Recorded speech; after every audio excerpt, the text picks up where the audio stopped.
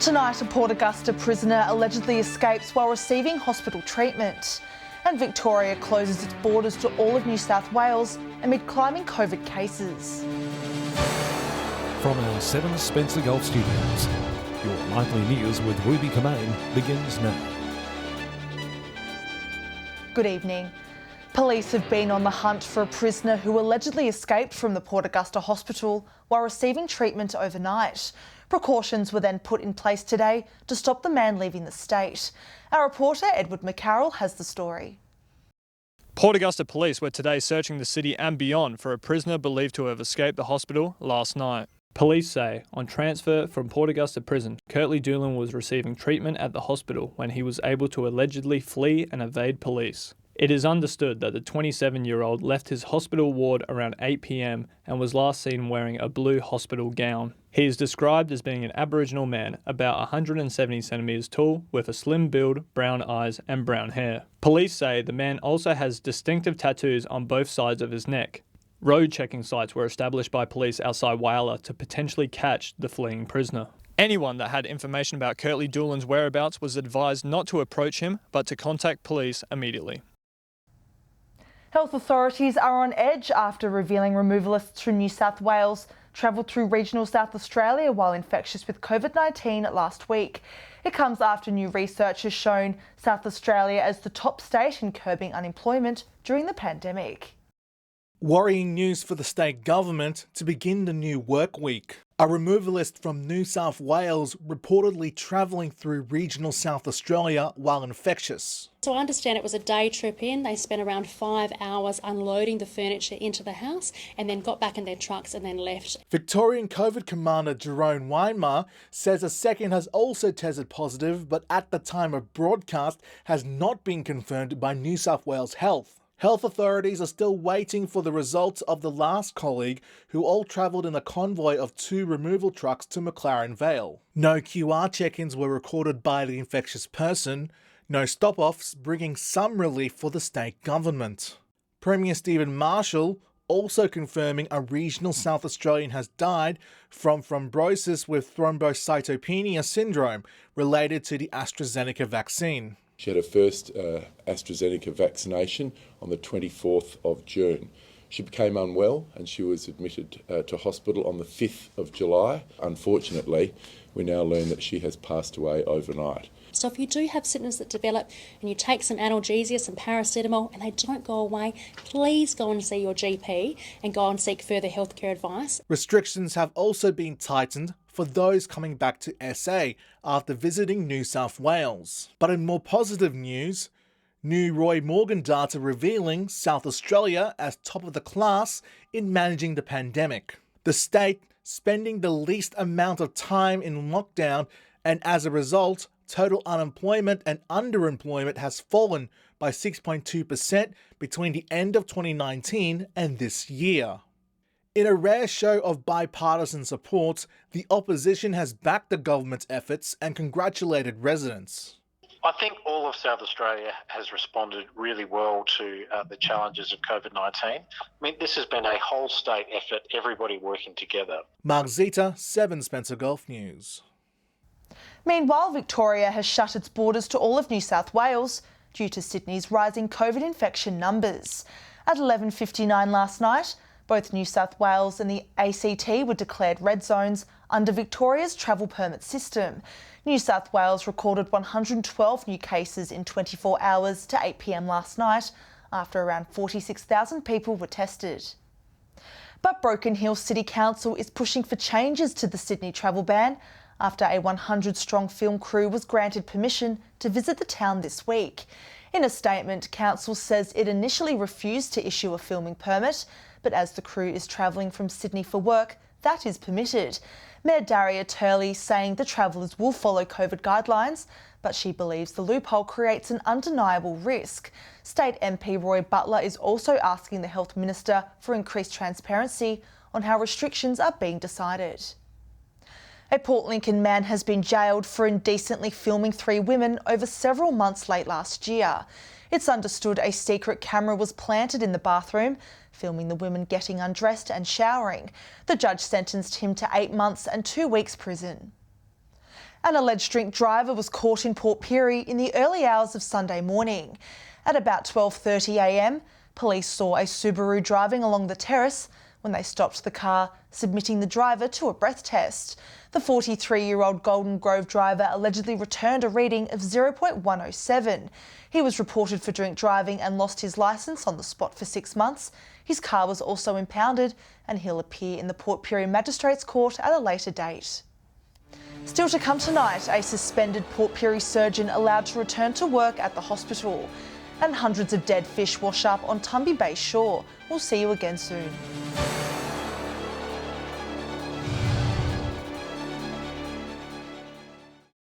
Welcome back. A Port Pirie surgeon has been allowed to return to work at the hospital from early next week after he was suspended from general surgical services last month. Our reporter Katrina Musson has the story. About a month after his suspension, Dr Sam Ali has been granted permission to return to his general surgical duties at the Port Pirie Hospital. In a joint statement between Dr Ali and York and Northern Local Health Network CEO Roger Kirchner, it states the workplace issues which led to Dr Ali's cessation of engagement by the hospital have been resolved. Also saying the suspension of his services was not due to matters of clinical concern or patient safety, rather workplace issues and expectations going forward. The member for Frome welcoming the news of Dr Ali's return, but says he is frustrated the matter took so long to resolve. This uncertainty of this issue going forward and all that dragging on for this period of time has done nothing to build the confidence in our community, in our region, in our health service, and that's a frustrating part of my concerns. Also saying there are still concerns with the regional doctor shortage. Again, I'm just getting very frustrated about the whole thing, but we need to get more doctors in our regions, because if we're not, with the COVID issue is a big issue, but I know that people, if they're trying to get a doctor, they've got to wait 3 to 4 or 5 weeks to get in to see their doctor. It's absolutely disgraceful. Dr Sam Ali will resume his surgical services at the hospital from Monday next week. Port Lincoln locals are invited to gain a clearer vision of the risks sugar can pose to their eyesight. Last year's Australian of the Year, a leading ophthalmologist, will present a free community information session at Navigator College on Thursday evening, August 5. The session will focus on the growing rates of obesity and type 2 diabetes, also looking at strategies to reduce the impact of sugar on your health. Mystery surrounds the death of hundreds of fish that washed up on Tumby Bay shoreline. A town local came across the tummy roughs on Thursday morning, the dead fish covering a 300 to 400 metre stretch of the beach. The incident has been reported to the Department of Primary Industries and Regions in South Australia, with hopes it will determine whether it was caused by environmental or human factors. A South Australian senator is calling on the state government to review approval of the Clean Seas project, amid concerns it would affect the cuttlefish population. The seafood company has been recently allowed to restart kingfish farming off Fitzgerald Bay.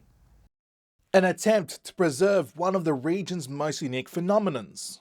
Senator Rex Patrick visiting the northern Spencer Gulf to snorkel at Stony Point and look at some cuttlefish. What I've just seen has been absolutely fantastic. The Senator and the Conservation Council of South Australia calling on the South Australian Government to review Clean Seas approval to restart a kingfish farm at Fitzgerald Bay, claiming an overload of nutrients from the farm will affect cuttlefish numbers. I have to do my due diligence on this, and so I'm calling on the South Australian Government to be completely transparent in relation to all of the risk analysis. We're really keen to make sure that that the proper work is done to ensure that the nutrients from that Clean Seas aquaculture production does not interfere with the cuttlefish.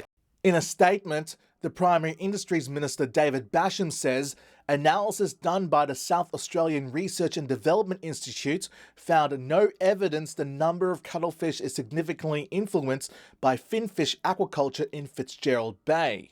While in another statement, Clean Seas CEO Rob Grattan says the company is not aware of any link between cuttlefish numbers and aquaculture in the region and has offered to meet with Senator Patrick.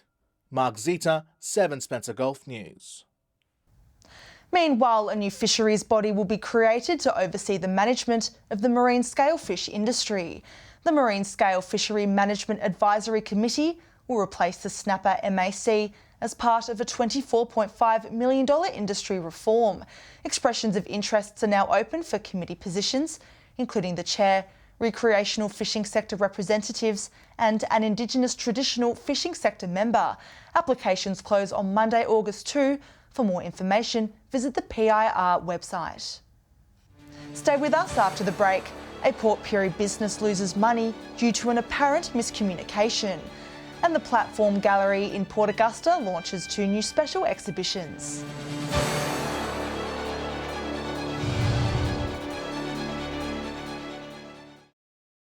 Hello again. A Port Pirie business owner is recovering from a recent planned power outage after requesting a generator to keep them afloat. The member for Frome says he's frustrated with the apparent miscommunication, saying he will be asking for compensation for the business. A small business recovering from its losses. The member for Frome says he's disappointed after learning Fast and Fresh food stores on Anzac Road in Port Pirie lost around a day's worth of trading and stock after being stuck without power, in what he says was a result of miscommunication about a planned outage. He says the business owner, who did not wish to speak on camera, received a letter earlier this month about a planned power outage in the area, requesting assistance with a generator from Mr Brock. I wrote a letter to the Minister. I handed the copy of the Minister at a show at Port Pirie on that night, on the Thursday night, and he was going to sort it out. The Energy Minister says his department followed up with SA Power Networks about the outage at the address provided to him, which he now understands was technically inaccurate. Certainly feel for Mr Gray, and from his perspective, quite understandably, it is much more than just a technical glitch or a misunderstanding. For him, it was a day in his business without power, without warning. In a statement, SA Power Networks says the customer was correctly advised with appropriate notice by SA Power Networks of an outage related to planned work affecting their location of Anzac Road, Risdon Park. Mr Brock saying he will be asking for compensation for the business. I'll be writing a letter to the Minister. I'm very, very frustrated about this and asking for compensation for this trader. The Energy Minister responding, saying he will be speaking to the business owner and SA Power Networks directly. Me being involved directly with Mr Gray is certainly what's going to be the greatest help for him. Katrina Musson, 7 Spencer Golf News. The installation of 2 new overtaking lanes on the Lincoln Highway is aiming to be finished by the end of October. Some have raised concerns, however, of a possible overlap of works with the upcoming harvest season. The Department of Transport and Infrastructure said harvest was taken into consideration when more trucks will be utilising the road. The upgrades are made to improve the safety for road users. The Woodnor District Council's 2021 to 2022 draft annual business plan and budget is now open for community consultation. Residents can have their say on the draft budget, which includes a proposed rate increase of 3.5%, while road upgrades around the region and a fixed wire NBN service are at the top of the list for council. The budget categorised as a holding budget in the wake of COVID-19. South Australians can expect to enjoy more new and unique cellar door experiences, with 47 projects across the state sharing in more than $200,000, including the Clare Valley, York and Eyre Peninsulas. It follows a tough year for the wine industry, with COVID-19, bushfires, drought and the international trade dispute. It's hoped the funding will help boost tourism at the popular wine regions, while supporting regional economies and local jobs. 2 new exciting exhibitions have officially debuted at Port Augusta's Platform Gallery. The display, featuring sculptures, paintings and textured pieces you can touch, offering something for everyone. This arrangement of sculptures carved from limestone, part of Lisa Wood's exhibition, Ocean to Outback, showcased here at Port Augusta's Platform Gallery. We're really lucky to have our own members exhibiting here from time to time, and Lisa Wood is one of those members, and she does sculpture. Georgie says the inconsistent nature of limestone leads to each piece being unique. If you have a look at some of the intricate carvings of the little chains, for instance, you'll see that there's a lot of thought and effort and work that's gone into the carvings themselves. The artist group Fiberspace also unveiling a new collection of pieces in its exhibition, Tactility. In contrast to traditional art forms, artists encourage patrons to explore the different textures and combinations of materials through touch. Like one lady does all felting, others do paper and fibre and 3D printing. These we encourage people to touch and feel. Tammy says the group is always looking for new members to join Fiberspace due to always having new exhibitions in the works. We have new exhibitions every 2 months. The gallery virtually totally changes what's on display and what's for sale. We usually have a spotlight person like Lisa is this 6 weeks. Edward McCarroll, 7 Spencer Golf News. Stay with us after the break. Dylan Smith will have all the scores and highlights from weekend footy games. And we'll have all the weather details with Alex Sykes.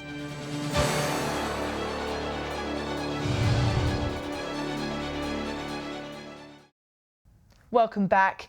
It was a bumper weekend of football, with South and West football clubs in Broken Hill claiming big victories, while the State Country Championships were held in Victor Harbour over the weekend. Our reporter Dylan Smith has this week's footy wrap. There was no football here in Port Lincoln and across most of the Spencer Gulf region this weekend, with the South Australian Country Football Championships being played. Around 500 players and officials descended on Victor Harbour over the weekend, with the Flirio Peninsula town hosting the annual Country Championships. It was a fiercely contested weekend of football, with some terrific passages of play, along with some big hits. In the men's, it was Southern Districts who won their first title in 6 years, storming home to defeat reigning champions Central by 43 points. Trailing by 3 points at the final change, the hosts piled on 7 unanswered goals to run away with the title.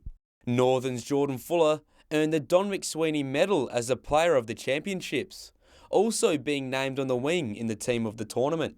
While former Port Adelaide player Tobin Cox was the tournament's leading goal kicker, booting 11 goals, which included a haul of 10 against Eastern Zone. In the women's, Northern won its first Women's SA Country Championship with a thrilling 4-point win over Murray South East. Seeking to avenge last year's loss in the deciding match, the Northern girls hung tough in the final term to hold off their surging rivals. Northern's Nikki Phillips was the competition's leading goal kicker with 6 majors, while Murray South East's Ella Little and Central's Dakota Williams were joint players of the tournament. And finally in Broken Hill, South Football Club defeated North 86-32, while West Football Club had a massive win over bottom place Central by 124 points. You can watch the replays of all 18 games from the SA Country Football Championships at advertiser.com.au. That's it for Footy Wrap this week. Tune in tomorrow night when we take a look at the other sport results from around the region. Time now to take a look at what's happening in the weather with Alex Sykes. And Alex, there's some rain on the way during the week? That's right, Ruby. There is some rain forecast throughout the week, and today marked the start of that in some areas. From 3 p.m, Port Augusta was partly cloudy and topped 19. Port Lincoln had a shower or two and reached 17, and Broken Hill was sunny and 18 degrees. Looking further out across the region now, while it was partly cloudy and 19, Port Pirie and Woodner were both 17 degrees. There were showers in Adelaide and Cleve, both 15. Clare had a shower or two and reached 12 degrees. Partly cloudy for Kadina and it topped 15. Cooper Pedy was sunny and 19. Taking a look at the satellite image now, clouds scattered across southeastern and southern parts of the state, with a low and trough is bringing a few light showers. Skies are clear further north under an area of high pressure. Moving on to tomorrow's weather outlook now, and we'll start with the Gulf waters. Northwesterly winds 10 to 15 knots, reaching 20 knots in the late afternoon. Seas 1 to 2 metres, and south to southwesterly swell below 1 metre, increasing to 1.5 around midday. Wet conditions across most parts tomorrow. Port Lincoln, Cleve and Woodner all set to reach a high of 16 degrees. While at a top 18, Port Augusta 19 and Kadina will reach a max of 15 degrees. Port Pirie 17, Clare 13 and Broken Hill be becoming cloudy and reach a max of 16. Taking a look further through the week now, showers again across most centres on Wednesday. Partly cloudy for Cooper Pedy and Broken Hill, temperatures in the high teens to mid-20s. Similar conditions again on Thursday, showers across most parts except for in Cooper Pedy and Broken Hill where it will be partly cloudy. Temperatures again to be in the high teens to mid-20s. The region's max will be a top of 21, while the region's low will get to a high of 16 degrees. Windy for Cooper Pedy and a max of 18 degrees on Friday. Partly cloudy for Broken Hill, a max of 17. Rain across the rest of the region with slightly cooler temperatures in the mid-teens. So Ruby, time to get out that umbrella and your rain jacket, with it appearing these wet conditions are here to stay for the rest of the week. But as I always say, that's great news for the farmers and also our gardens. I know mine could do with a little watering. And that's all the weather from me for tonight. See you soon with an update. It's back to you. Lovely, thanks for that, Alex. And that's the local news this Monday evening. Thanks for joining us. I'll have updates later. Until then, enjoy your evening. Good night.